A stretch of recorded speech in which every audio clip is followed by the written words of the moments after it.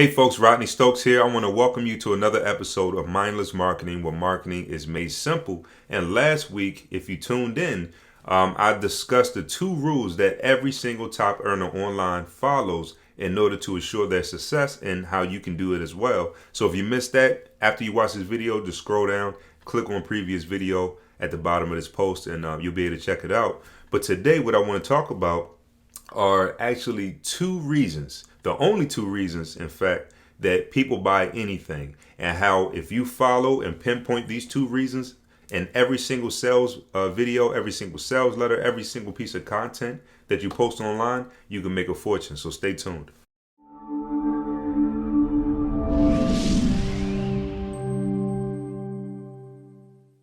Okay, so like I said, there's only 2 reasons that people buy anything, let alone do anything in general.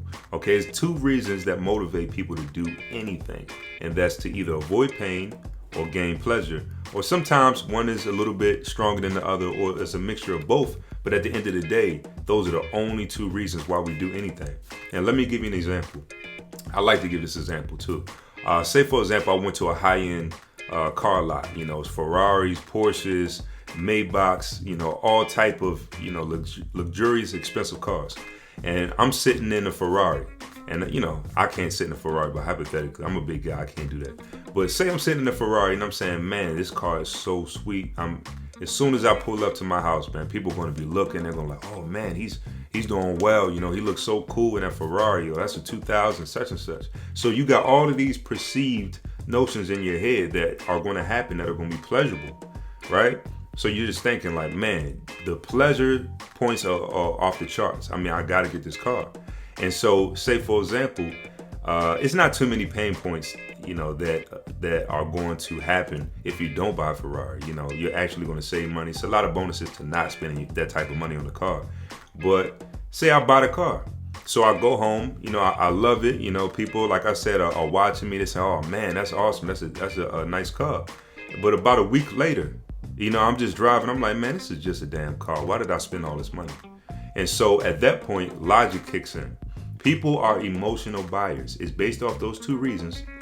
And because of that, they're emotional buyers.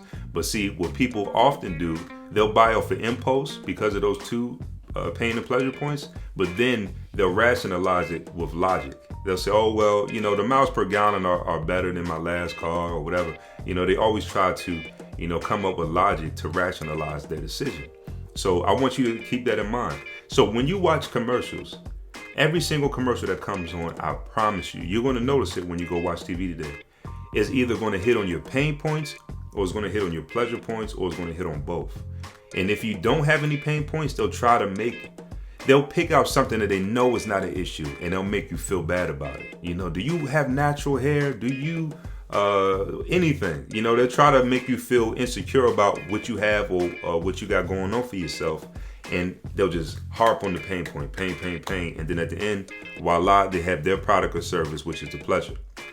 Okay, it works the same everywhere. And let me just tell you, when I first got on the internet, for those of you who've been following me for a while, you know my story. I played basketball, graduated 2011. That was the year of the NBA lockout. Stuff happened. It didn't work out for me to continue that path at the moment. So I turned to the internet, and I just never looked back, right? So when I first got on the internet, I was taking odd jobs, left and right. I worked at a warehouse. I delivered catered food. Imagine me, I'm 6'8". Imagine me on your roof. I worked for DirecTV, installing satellites, climbing 40-foot ladders. It was nuts. I worked at Comcast, doing so many side jobs. And, my parents, my fiance at the time, she was saying, man, what are you going to do? You're going to go in your field? You're a college graduate. What's your plan? And I will always say, I'm unemployable. I can't work for somebody else. I'm sorry. That was just something that I always had in me, an entrepreneurial spirit. But another thing is, I saw my father, who's 76, and he's been working since he was 14, right? Still working. He hasn't retired. To me, that was so painful. That scenario to possibly become my life, that was so painful to me. It kept me on point. It kept me going, kept me motivated. So, that's just what it boils down to, is just simple science. It's for everybody. It's not just for you. It's not just for me.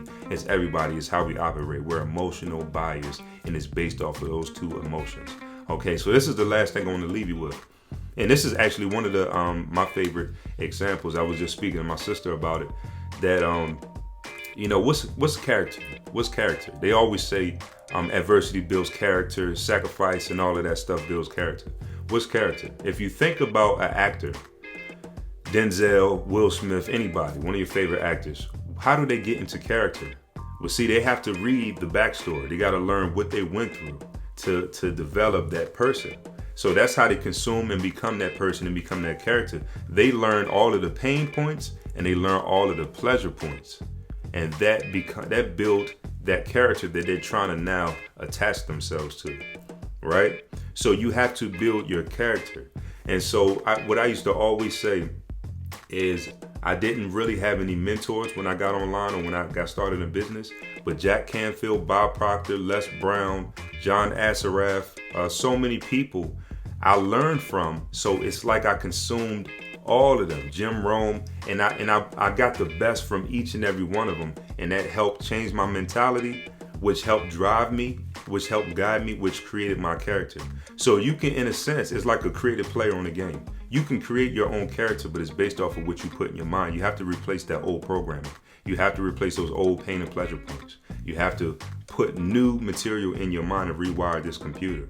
And once you do that, you change your character, you change your scenes, you change your life. I mean, it's really like a movie. Life is what you make it. All right, so I hope you got some value from it.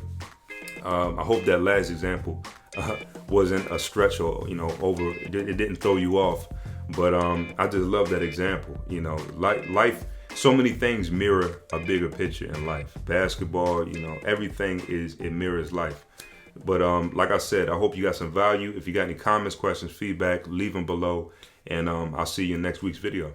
Hey, this is Rodney again, and I want to thank you for visiting my blog and watching this video. Be sure to like and comment below, and also don't forget to connect with me on all my social media platforms, and also opt in to our newsletter so you don't miss out on a single weekly video.